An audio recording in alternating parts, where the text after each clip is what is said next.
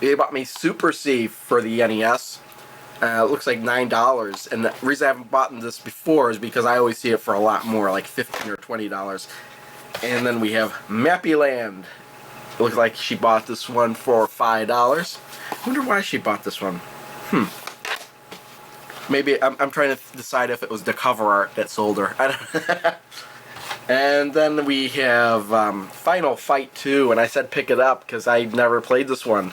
And it does seem to be not that common, and it was $18. And we have Contra 3, The Alien Wars, which I was kind of surprised they didn't have, and this one was $18. And then we have, let me skip that one.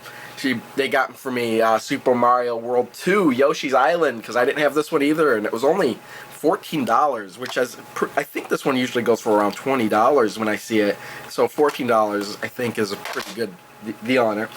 And this is the game that is the reason they went way out of their way to go to this play and trade to find, and that is Super Mario RPG Legend of the Seven Stars. It does have a tear in there, but I don't think it really matters to her. She bought this game for herself. She went out of her way to find this game, and it was $30. It does need to be cleaned up a little bit even too. But yeah, it's getting harder and harder to find that game. And then a couple 2600 games here. You have Solar Fox for $5, and I think all of these that I'm mentioning here were buy two get one free. Blueprint, I haven't played that one. I haven't played Solar Fox either. That was $5. Why are all these $5? Rock and Rope for the 2600, that was $5. Another game I've never played. Skateboarding for the 2600, that was $5. Another game I haven't played. Skyjinx, this one was actually $2. It's got kind of a messed up label, but it is an Activision game I didn't have. $2 is actually, it's not a bad price for this game. I've played it, it's pretty fun. It's kind of like Barnstorming, but with an overhead view instead of a side view. And MAD, M-A-D, I have no idea, no clue at all what this game is. Yeah, the cartridge is really clean. And then we have, for the Intellivision, Tron Maze-a-thon, which does have the manual and the cartridge.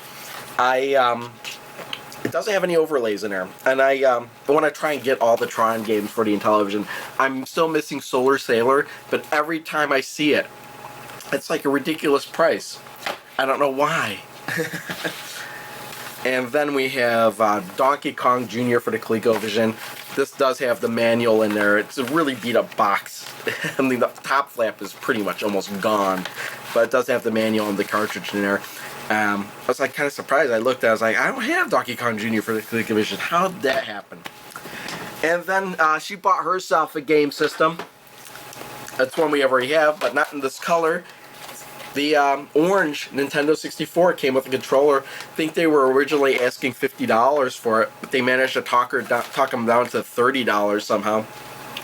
Like I said, I wasn't there.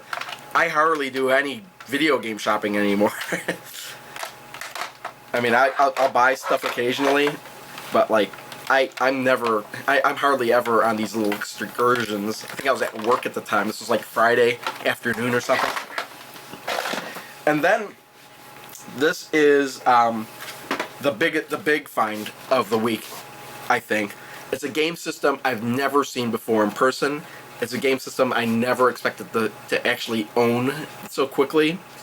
And it's actually probably the rarest Atari video game system there probably is, at least that I know of.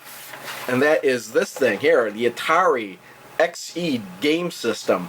And what this and look at this, it's ridiculous. The pastel colors on it, the lavender blue or whatever, the bright yellow, the pink, the purple buttons, and the light green power switch here, the sideways cartridge slot. And yeah, these controller parts are a bastard to get the controllers in and out because of the way the system's designed. You have this wall here preventing you from actually putting the controller in. But yeah, believe it or not, this system actually came out like a year after the 7800 did. and it's actually based on the Atari Xe computer line.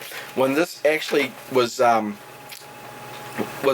sold, it came with this. It came with a keyboard component that I don't have. It didn't come with it, and it came with a light gun, which I actually bought a couple weeks ago, and a regular. It's kind of just a different colored Atari 2600 joystick, but regular Atari 2600 joysticks will work on this. But yeah, this is like the worst designed console ever. From like aesthetically, look at this colors. These don't.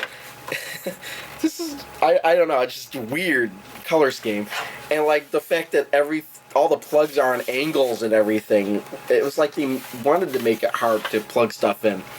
But it does have composite out and just RC audio out, as well as your coaxial cable.